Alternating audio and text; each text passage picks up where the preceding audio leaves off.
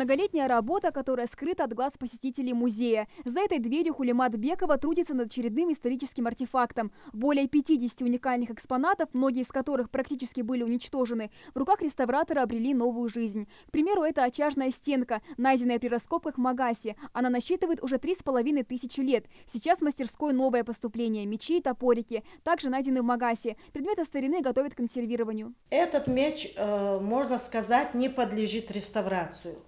Потому что если тепловым обработкам обработать этот меч, он сломается на несколько частей. Что мы сделаем?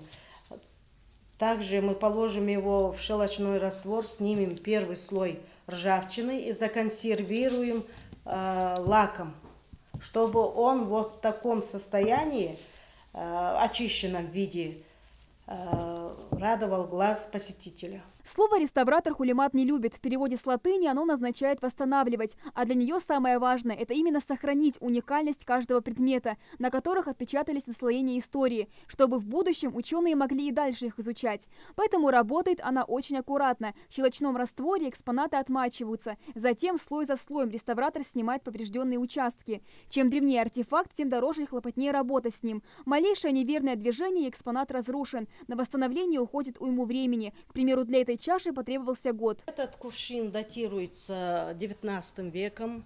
Нам его передал житель селения Яндари.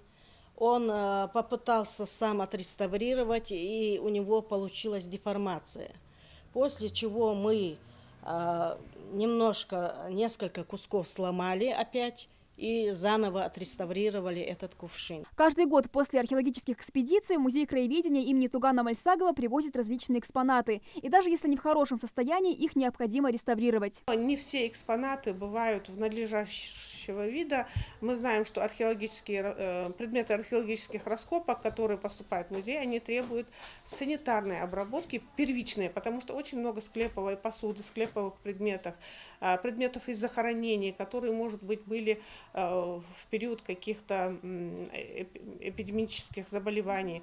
То есть перед тем, как вести описание этих предметов, Хулимат их дезинфицирует, делает специальную обработку для того, чтобы работники музея уже в дальнейшем могли спокойно взять в руки тот или иной предмет, не опасаясь за свое здоровье. Каждый предмет уникален, индивидуален и его подход к реставрации, считает Хулимат. Ее главные инструменты не только кисточки и краски, а обычные предметы быта, ножи, вилки и не только. В этой маленькой каморке настолько тесно, что работать приходится и на полу. Но на условия реставратор не жалуется, ведь сама выбрала профессию по душе. Сохранять историю она считает своим призванием. Каждый экспонат, пройденный через ее руки, Хулимат помнит даже спустя годы. Даже эта прялка средневековая, она попала в отсутствие 4-5 элементов, попала мне в руки, и мне пришлось вручную дополнить эти элементы и отреставрировать эту прялку. К реставратору нередко обращаются и с частными заказами, но работает Хулимат только в музее. Амина Бокова, Хаваш Гойгов, Новости 24.